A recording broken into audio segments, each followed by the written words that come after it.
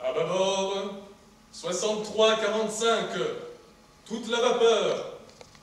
79-18, à tribord, toute. Je conduis le navire, madame. Ah oui?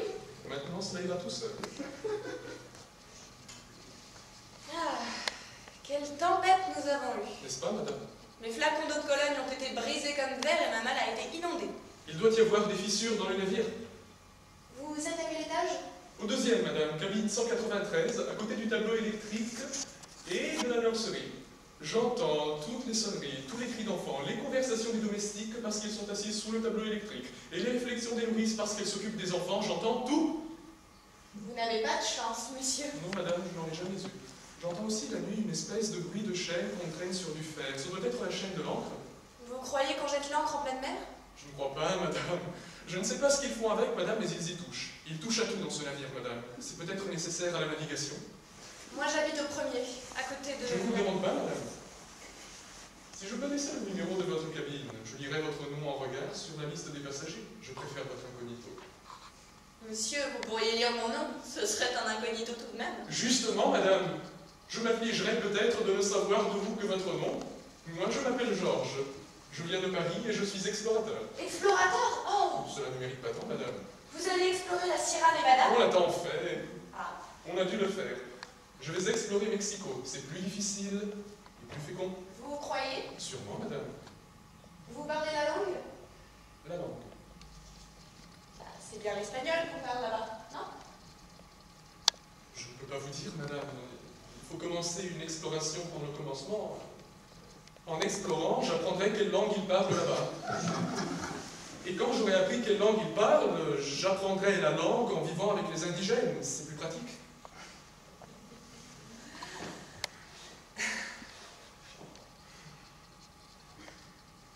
Quelle mauvaise mer nous avons eue, madame. Croyez-vous? Oui, une mer agitée. Cela dansait. Oh oui. Le vent, n'est-ce pas? Le vent soulève les vagues retombent, en retombant, elles agitent la mer. Oh, vous êtes lamentable, monsieur. Comme toujours, madame. Vous voyez, vous n'avez pas mis longtemps à découvrir le fond de ma nature intime. Vous êtes une exploratrice dans votre genre. Au revoir, monsieur. Quand il vous plaira, madame, je suis là toujours au banc de car ou au bar dans la salle à manger. Je suis du premier service. Ah, moi, du second, c'est plus agréable. Oui, madame. Ah. Je vais faire le tour du pont. 267, madame. Comment? 267 pas, madame. Pour vous, ce sera de 299 à 310. Au bout de 310 pas, vous serez à cette même place si vous ne vous arrêtez pas en route. Vous n'êtes pas très sérieux pour un explorateur. Madame, je me suis exploré moi-même l'année dernière.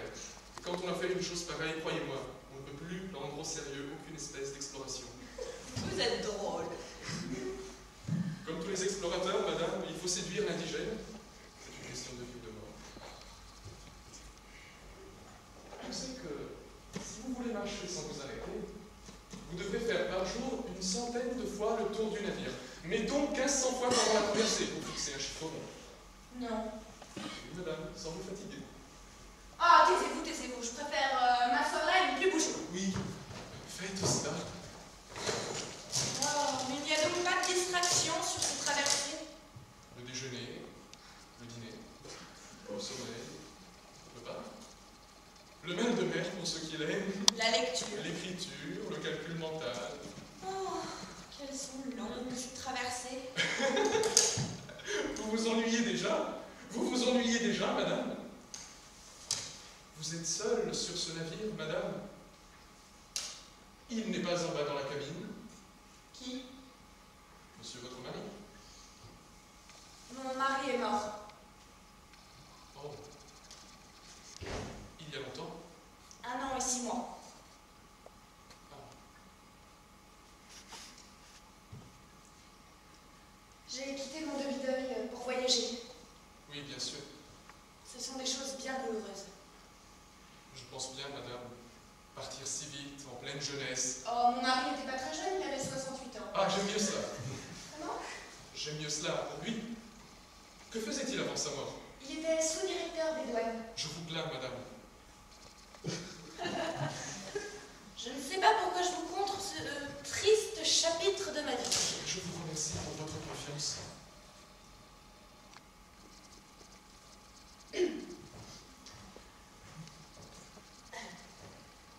disais...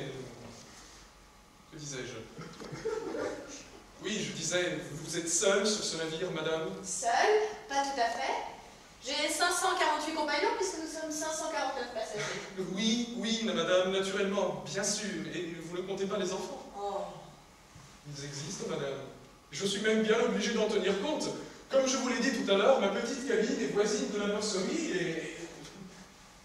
C'est tellement gentil, un enfant. À quoi pensez-vous, madame? Bah comment, à quoi? À ce que je dis? Pardon, madame, excusez-moi, mais vous le disiez avec tant d'âme que je croyais votre pensée ailleurs. Vous êtes bien impertinent, monsieur. Madame, c'est que je connais les femmes. Et en dépit du mal qu'on dit d'elles, je les aime de tout mon cœur. Je vous jure que je les connais bien. Ah, vous en avez donc tant approché? 4, madame. Ma mère, ma grand-mère, ma tante et ma grand-tante. Oh Dieu, qu'il est belle. Madame, vous ne pensez pas ce que vous dites. Et les jeunes cousines? Ah! Vous n'avez jamais approché de Ah! jeunes cousines? Taisez-vous! Vous allez mourir de vieilles blessures toutes fraîches, cela va s'écrire. Tenez, vous en ferez un pansement provisoire. Oh, merci, madame. Votre pensée et le tissu de votre mouchoir sont d'une rare délicatesse. Merci, madame. C'est ça. Faites l'innocent. Vous devez être un roi terrible. Madame, si je connais les femmes, on peut dire que vous les connaissez, les hommes. Monsieur, Ne vous offensez pas, madame. On peut les connaître sans les avoir approchés. Comme moi, les femmes, mis à part ma mère, ma grand-mère, ma tante et ma grand-tante. Mais vous avez peut-être de votre côté un père, un grand-père, un oncle et un grand-oncle. assez, comme vous êtes bavard. Pardon, madame. Vous êtes bavard, mais dans le fond, vous n'êtes pas plus désagréable à écouter que les autres. Et à regarder? Aucune idée, monsieur. Je ne me suis pas posé la question. Posez-la vous, madame. Posez-vous-la. Je suis bien gauche, n'est-ce pas? Oh, je ne m'en suis pas aperçue. Je vous vois un air assez effronté. Effronté. Qu'en pensez-vous? Croyez-vous que cela va avancer les affaires? Dites-le moi comme vous le pensez. Comment? Effronté. Vraiment effronté? Je crois, monsieur, que nous ne nous comprenons plus. Nous avons dit des choses sans suite, nous ne savons plus du tout où nous en sommes. Mais c'est charmant, madame. Nous échangeons de la vanité, des mots aimables, tout parfumé à cette bonne odeur de politesse qui doit être celle du néant. Vous êtes gai, le néant? Eh oui, j'en sors et j'y retourne. Oui, vous ne croyez plus à grand-chose. Je crois que vous êtes jolie, madame. C'est déjà ça? C'est énorme. Non mais réellement, êtes-vous explorateur? Explorateur, amateur. Ah, vous voyagez pour votre plaisir? Oui, pour mon plaisir. Je ne sais s'il m'en sera reconnaissant, mais je fais le voyage pour lui. Vous allez courir les aventures. Oh, les courir, j'espère qu'elles se présenteront. Vous ne feriez pas un pas vers elle? Si. Soyons raisonnables. Un pas, 2 pas. Pardon, madame, je manque de tact. Non, mais il est visible que vous avez l'habitude de parler à des femmes faciles. Vous m'en voulez, madame? Je fais la part des choses. Madame, pour qui me prenez-vous? Comment? Pour qui? Pour un commis voyageur ou pour un ministre en mission? Ah, mais vous m'ennuyez, monsieur! Vraiment, vous ne pensez rien de moi? Non. Non, réellement? Monsieur, veuillez songer que j'ai quitté hier mon demi-deuil. Pardon, madame. De quoi parlions-nous? De rien. D'amour. Je veux dire que ne sachant de quoi parler, nous allions être amenés à parler d'amour. C'est une obligation. Une fatalité. Ah, mon petit sac. Madame, je ne suis capable de forcer ni un petit sac, ni un petit cœur. Je vous demande pardon, madame.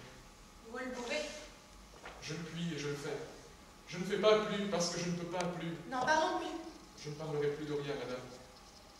Si je fais mine de me tromper sur vous, je vous ai du même coup beaucoup trompé sur moi, car je ne suis pas un homme futile.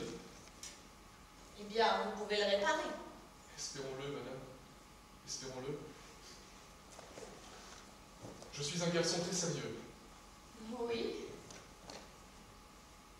Je vous aime, madame. Comment? Je vous aime.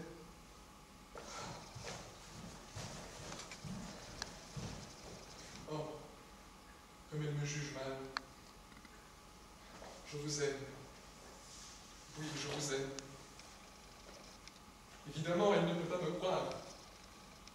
Moi-même, j'avais un peu perdu l'habitude des coups de tête. Des coups de tête et des coups de cœur.